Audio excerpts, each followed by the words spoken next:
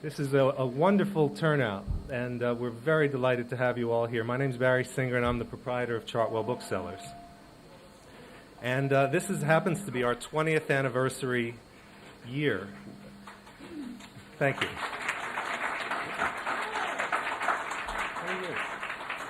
And we have spent all of those 20 years essentially with Winston Churchill and his family. So this is very appropriate that this evening we have with us Celia Sandys, Winston Churchill's granddaughter, who's written a superb book on a very, very pertinent subject, that of leadership. This is something that Churchill obviously was a master at, but it is really a subject that requires analysis to understand completely how he managed to be such a master. And Celia Sandys has pulled off a marvelous analysis in this book, and I trust all of you have copies at this point or will be buying them shortly. But it gives me great pleasure this evening to share with you Miss Celia Sandys.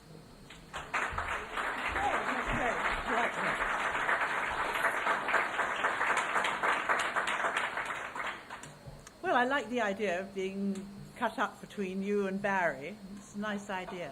But thank you very much, all of you, for coming tonight. I'm really extremely flattered so many people have turned up.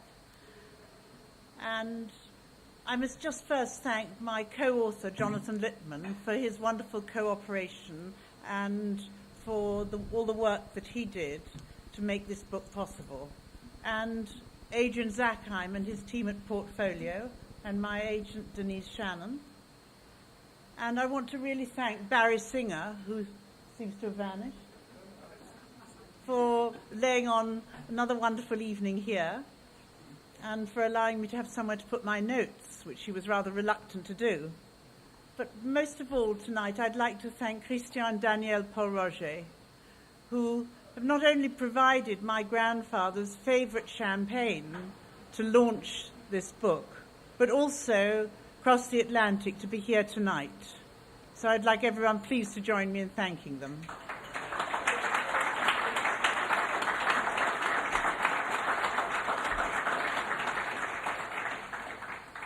And finally, I'd like to thank my sister Edwina and my brother-in-law Richard Kaplan, who always support me so wonderfully in every enterprise.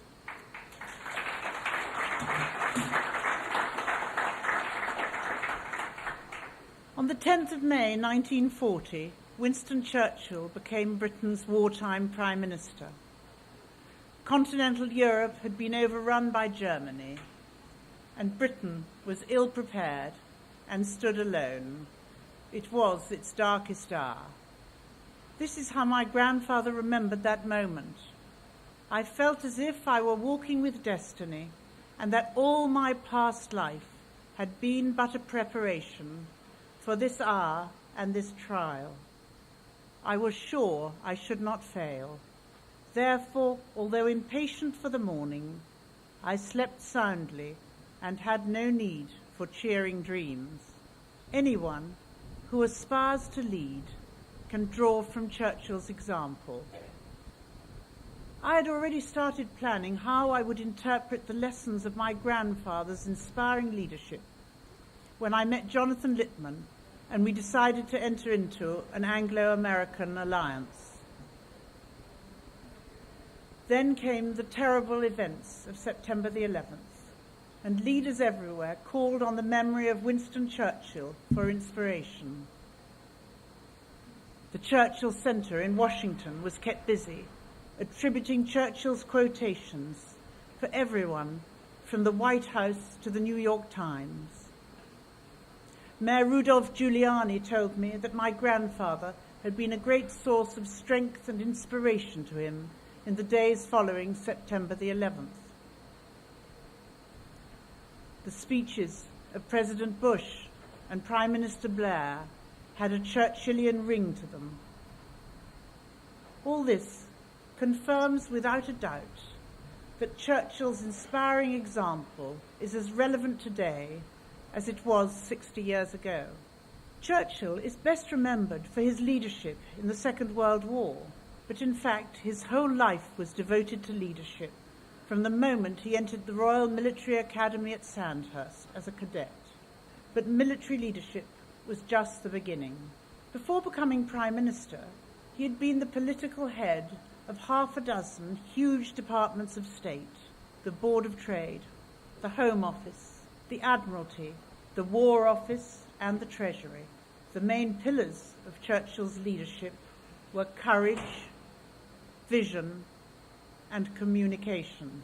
But there is no doubt that the prime characteristic was courage, of which he wrote, "Courage is rightly esteemed the first of human qualities, because it is the quality which guarantees all others." His bravery as a young officer inspired everyone.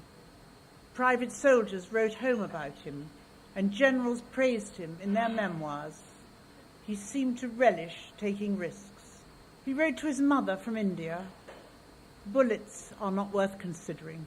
Besides, I do not consider the gods would have created so potent a being for so prosaic an ending." However, moral rather than physical courage is more relevant to most leaders. Churchill's moral courage was never in doubt from the time that he first showed it by his fearless writing as a war correspondent. He was also a serving officer with a career to consider, but that was not a factor which muted his criticism. There was no need to read between the lines when, after soldiering through an indifferently led campaign, he wrote in the Morning Post, "Whatever may be said of the generals, it is certain all will praise the enduring courage of the regimental officer and private soldier. Without courage, it is not possible to exercise the vision a leader must display, for being a visionary entails risk, as inevitably it means challenging convention."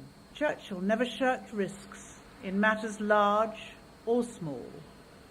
As a young politician, he saw the merits of free trade at a time when his party was bent on protection.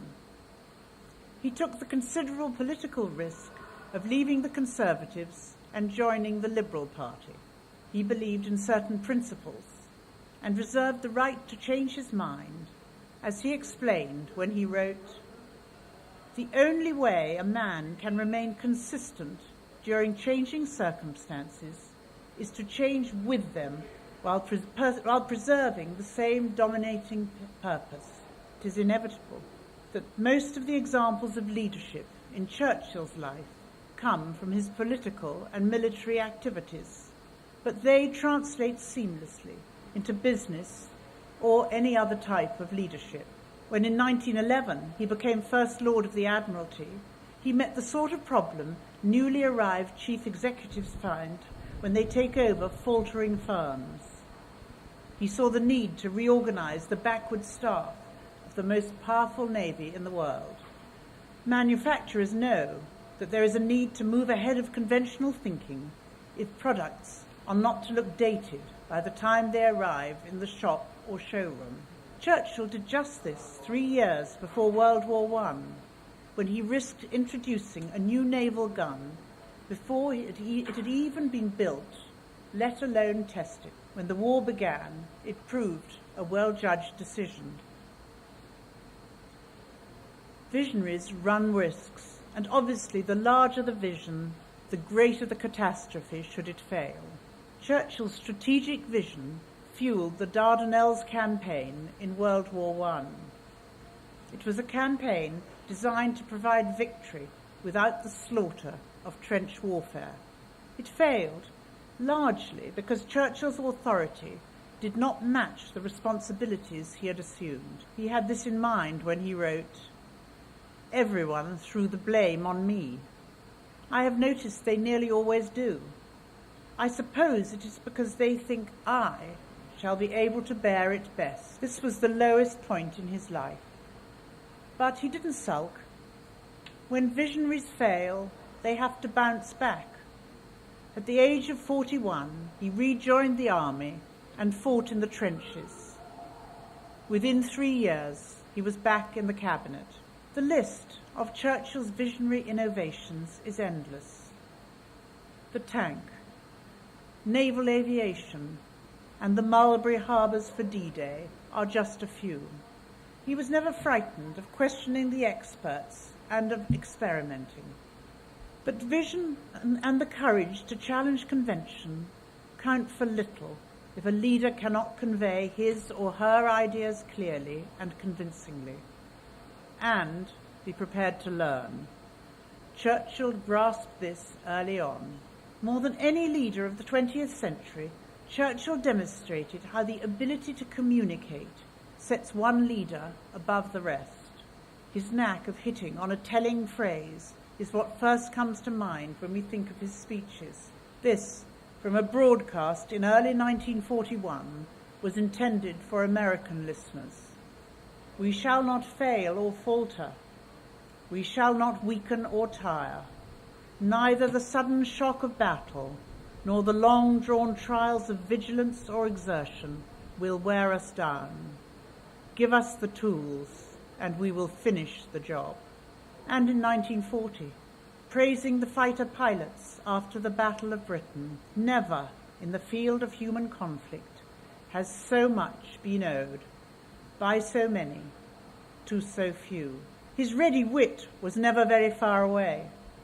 When the French generals prophesied, in 2 or 3 weeks Britain will have her neck wrung like a chicken, Churchill retorted with characteristic humour, some chicken, some neck. But what really distinguished him was his ability to uplift. One of his colleagues said that no one came away from a cabinet meeting without feeling a braver man. Every speech had a specific goal. Each one attacked the brain before tugging at the heartstrings. His speeches to public meetings illustrate how perfectly he was tuned into his audience. In hammering the message home, he avoided complicated arguments. His prodigious memory was a tremendous advantage, but did not eliminate the need for preparation. He would practice quips or parries against any number of interjections. Humorous slips of the tongue were planned in advance. In his acceptance speech for his honorary degree at Harvard, he raised a laugh from the audience when he seemed accidentally to say, "the infernal combustion engine," which he quickly corrected to the internal combustion engine. His secretary told me how she had heard him on the train from Washington practicing this mistake. Churchill used no speechwriters. Departments of state and researchers would provide information, but the speech was entirely his. Communication skills apply not only in the delivery of soaring speeches, but also in commonplace, everyday events. Churchill showed how wit and humour are a useful part of an armoury. When an opposing speaker in a parliamentary debate noticed that Churchill was apparently dozing, he asked, "Must you fall asleep when I am speaking?" Churchill, without opening his eyes, replied, "No, it is purely voluntary." His ready wit enabled him to avoid a tedious answer which did not suit the occasion when an over-earnest reporter sought his views on America. "Toilet paper too thin, newspapers too thick," he said. And without pomposity, it dealt with a sort of tricky situation which those in authority sometimes find themselves. I was told this story last year at a party at the White House. In the margins of a wartime conference, an inebriated GI appeared in the doorway and, addressing Churchill, who he did not recognize, said, "Hey, fatso, where's the John?" The Prime Minister replied, "Turn left down the corridor. The door is marked gentlemen, but don't let that deter you."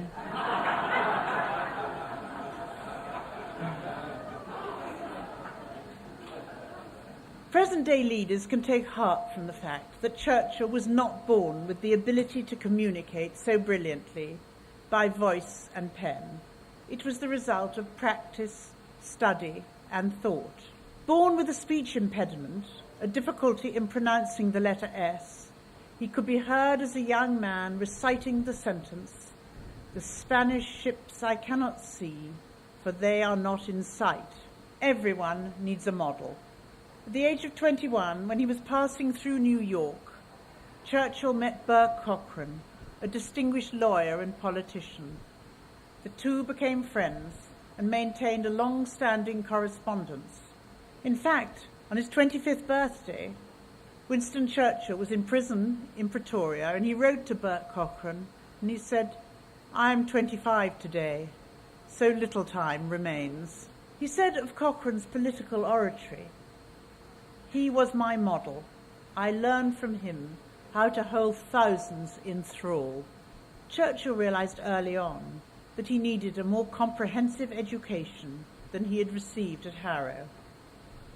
As a young officer in India, while others were taking a siesta during the sweltering afternoons, he was pursuing his personal university course. History, economics, politics, and evolution were among the many volumes he sent home for. But whatever innate qualities a leader possesses, there is no substitute for hard work and preparation. Courage, vision, and his ability to communicate were the three main pillars of Churchill's leadership. There was, however, a fourth important element. He anticipated by more than half a century the concept which management gurus now preach: management by walking about and the virtual office. He recognized early on that leaders cannot always rely on the reports and impressions of subordinates, as these will inevitably be colored by their own inclinations. He needed to see things for himself, to influence people, and to make things happen. Few people realize how extensive were Churchill's travels during the Second World War. In his first 6 weeks as Prime Minister, he made time to fly 5 times to France in the hope of encouraging the French government. He went to Moscow twice, America 5 times, Tehran, Casablanca, and Yalta, in addition to visits to the battlefronts of the Western Desert, Italy, and Normandy. There are many other facets of Churchill's leadership which are worth studying and emulating. Magnanimity, the ability to forge alliances, and how to cope with the pressure of high-profile leadership. These are just 3. Churchill never harbored a grudge. Throughout his life, he preached a consistent policy of magnanimity towards the vanquished. In leadership terms, he followed the same policy on becoming Prime Minister in 1940. Those who had decried him in the 1930s had turned in desperation to him in 1940. They had left Britain unprepared and were seen to have been utterly wrong. Churchill put all that firmly in the past when he declared in Parliament, "If we open a quarrel between the past and the present, we shall find we have lost the future." It is an example leaders everywhere should follow when putting right an enterprise which has gone wrong. Of allies, Churchill said, "When one looks at the disadvantages attaching to alliances, one must not forget how superior are the advantages." In business, as in war, pragmatism will determine the best form of alliance. When Russia was invaded by Germany in 1941, and Churchill immediately declared that Britain, hard put as she was, would send support, Churchill's private secretary asked how he would reconcile this with his loathing of communism. To which my grandfather replied, "If Hitler invaded hell, I would at least make favourable reference to the devil in the House of Commons." How does a leader, under enormous pressure, relieve the stress? This is my grandfather's recipe. Change is the master key. A man can wear out a particular part of his mind by continually using it. and tiring it, just as, in the same way, he can wear out the elbows of his coat. The cultivation of a hobby and new forms of interest is therefore a policy of first importance to a public man. Churchill was a man of many interests. Some were complementary, like politics, history, and writing. His favourite diversion was painting, of which he wrote, "I know of nothing which, without exhausting the body, more entirely absorbs the mind." And I hope that he is enjoying his wish for the afterlife, of which he said, "When I get to heaven, I want to spend the first 1,000,000 years painting and get to the bottom of the subject." And all leaders need someone with whom they can discuss their fears and their successes, someone who will back them up, yet tell them when they're getting things wrong.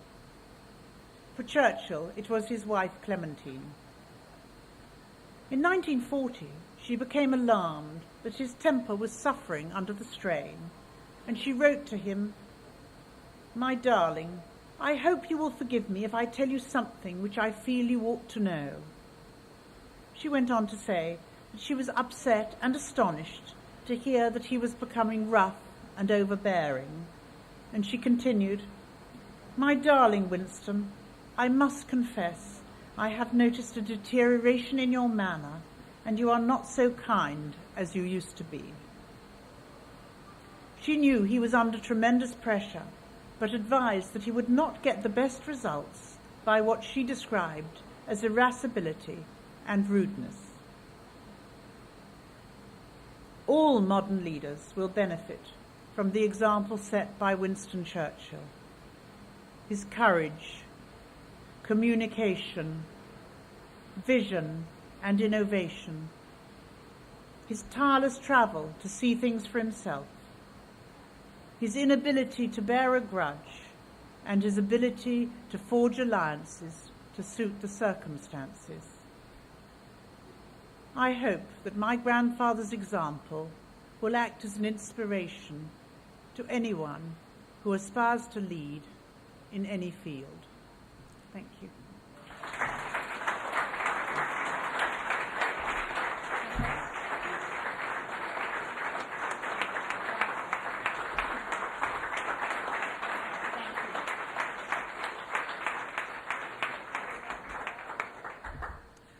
Ladies and gentlemen, we will be serving for a little while longer. We will be selling books for a little while longer, and Ms. Sands will be signing for a little while longer. Please join us.